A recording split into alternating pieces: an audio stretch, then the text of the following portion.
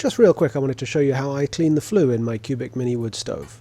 First, make sure the stove is cold, then grab your little shovel. I use the one that I got from CubicMini because it's the perfect size. You're going to make a mess again anyway, but you want to scoop as much ash as you can to keep your hands as clean as possible. Even with cold ash, it's definitely a better idea to use a metal container. This is actually a kitchen composting container I got from Ace. Next thing you're going to need is a 3/32 Allen wrench. At least that's the size of the screws on my unit. If you're lucky, you'll be able to use that to loosen the screws and then use your fingers. If you're unlucky like I was, the screws could be gummed up from heat. Use a pair of pliers to loosen them and then switch to your fingers. I found that loosening the screws about 1/2 inch or so enabled the baffles to move freely.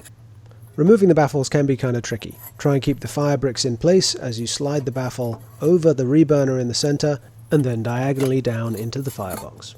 Repeat on the other side, so you have both of the baffles out of the way for cleaning. And then it's up to the roof. Carefully remove the rain cover, take your cleaning brush and fit it into the flue. Push it down as far as you can until you feel resistance. Meanwhile, down in the firebox, ash and creosote will be accumulating.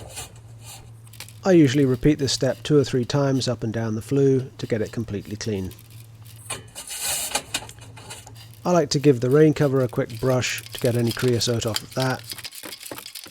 Line up the screw holes to replace the rain cover. And while I'm up on the roof, I usually inspect the seals around the flue and just make sure everything's in good shape.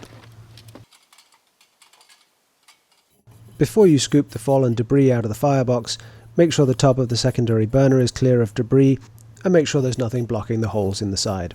Then all that remains is to replace the baffles by sliding them up over the center secondary burner and then down into position.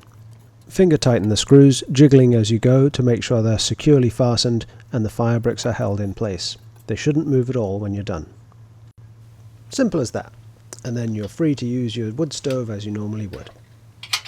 I hope you found this video useful. My next video is going to be a shootout between the name brand stovetop heat-powered fan and a cheap flue-mounted fan that frees up the top of the CubicMini wood stove for cooking.